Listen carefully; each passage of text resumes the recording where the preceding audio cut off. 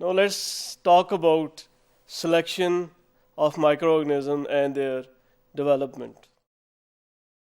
Before we can start to look out for certain specific type of microorganisms, we have to look at the general classification, and we have to look at what type of microorganisms is that we are looking in and we are interested in. So we have to look at the broader classification first, whether they are prokaryotes or eukaryotes, and then whether they are autotrophs, mean they can have their own nutrients, they can make it for themselves, or they are heterotroph, or similarly whether they are gram positive or gram negative. They can be also classified on the basis of mesophile, thermophile, and saccharophile. So these classification initially are important to actually narrow down the genera or group or type of microorganisms that we are interested in for selection.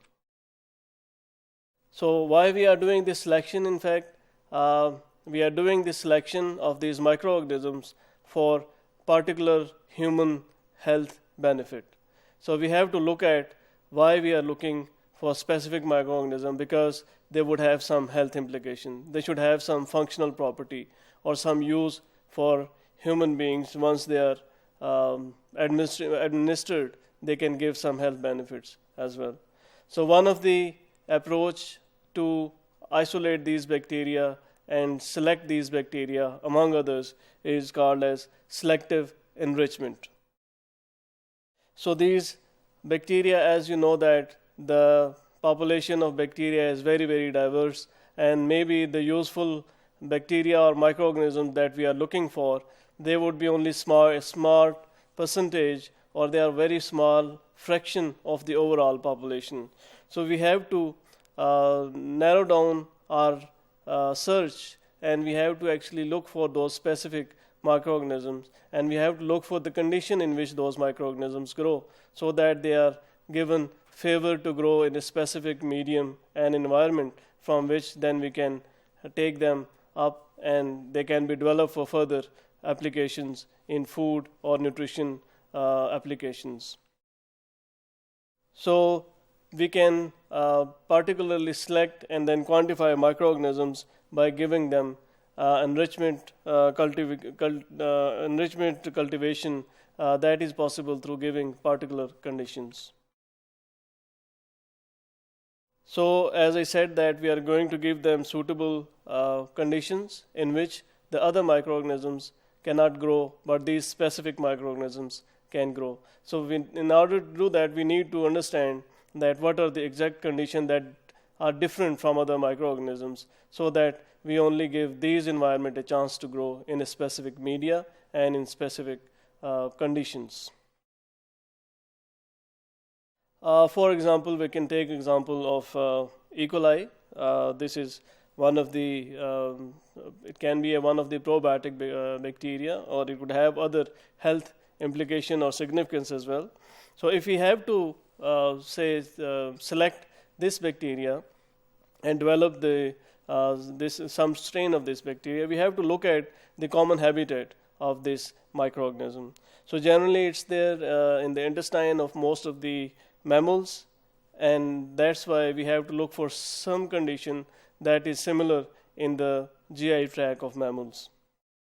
One of the identified or known factor is the presence of surface active agents that are present in the bile salts. So that would mean that in our media, if we can add bile salt, that would favor the development of E. coli in that media.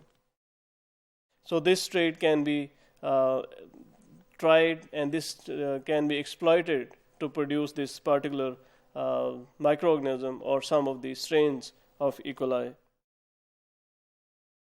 The next factor, other than these particular nutrients or particular compounds, is the temperature.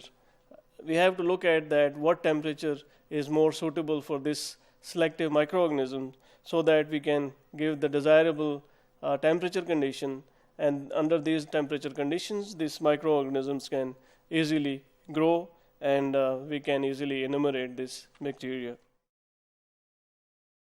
So as we earlier discussed that there is a technique called most probable number. In order to enumerate E. coli, we use this technique. And the temperature that we use is 45.5 degrees C to enumerate E. coli, because this is a favorable temperature at which E. coli grows very well.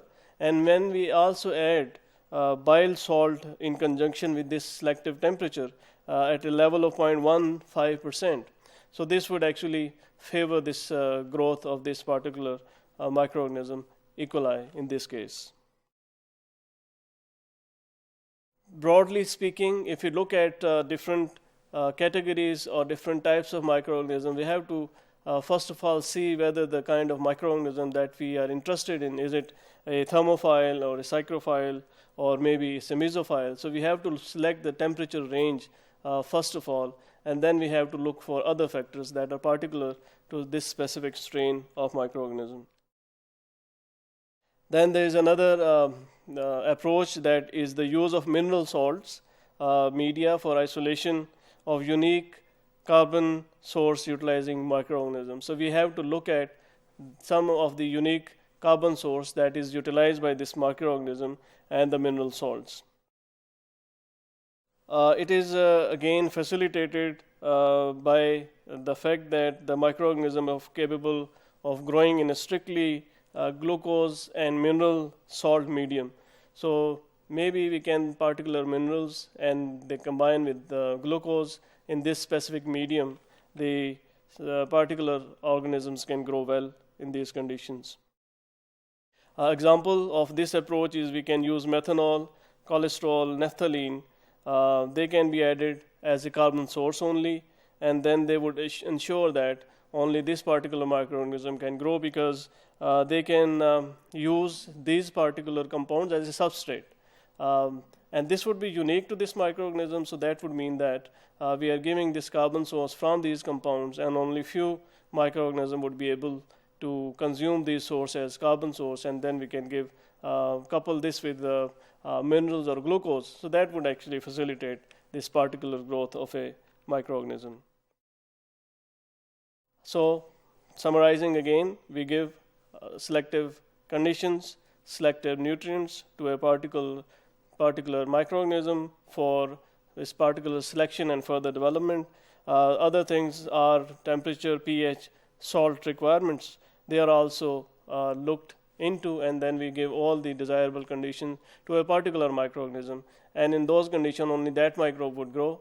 And once we have enough quantity of that can be further exploited for any clinical trials or maybe for other health benefits that they are basically developed for.